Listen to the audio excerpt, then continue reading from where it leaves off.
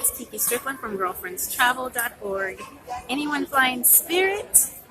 If you didn't know that they now have a charge if you're over 40 pounds instead of 50 pounds, then now you know. I don't know how much the charge is. Another $30?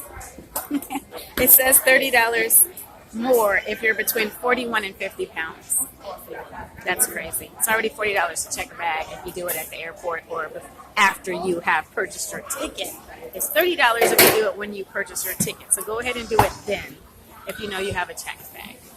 I do like how they have so many of the kiosks for self-check-in, and you can weigh your own bag right there at your self-check-in kiosk.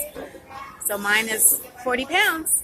It was 42, and then when I found out it was 40, I took some things out on the way here and made it 37.5.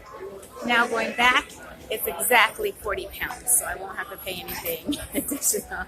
All right, just some information for you if you fly Spirit from Girlfriends Travel.